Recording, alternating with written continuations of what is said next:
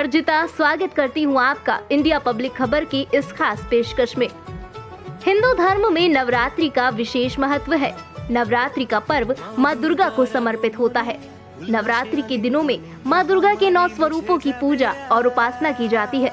मान्यता है कि नवरात्रि पर माँ दुर्गा की विधि विधान से पूजा करने से जीवन के सभी दुख दूर होते हैं और सुख समृद्धि की प्राप्ति होती है।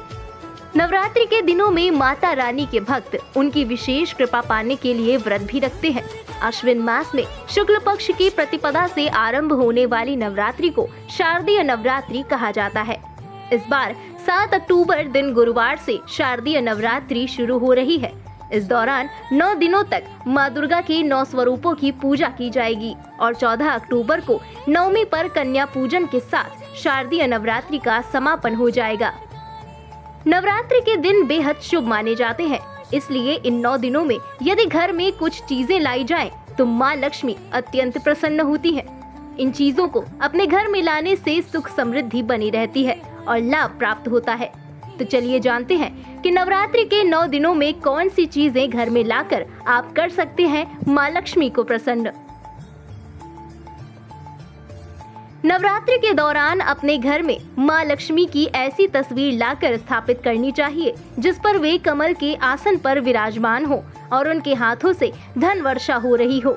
मान्यता है कि इससे आपके घर में सुख समृद्धि बनी रहती है और रुपए पैसों की कोई कमी नहीं होती। घर में सुख समृद्धि बनी रहे, इसके लिए नवरात्रि के दिनों में अपने घर में चांदी का सिक्का लाना बहुत शुभ माना जाता है। इस बात का ध्यान रखना चाहिए कि सिक्के पर गणेश लक्ष्मी बने हुए हों तो और भी अच्छा रहेगा। नवरात्रि के दौरान अपने घर में श्रृंगार का सामान लाकर रखना चाहिए और उसे पूजा स्थान पर रख देना चाहिए। इससे माँ दुर्गा प्रसन्न होती है, जिससे आपके घर में समृद्धि और सौभाग्य बना रहता है।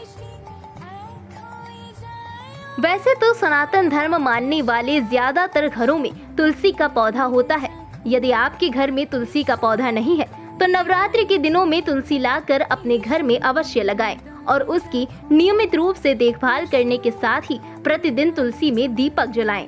इससे माँ लक्ष्मी प्रसन्न होती है और आपके घर में समृद्धि बनी रहती है।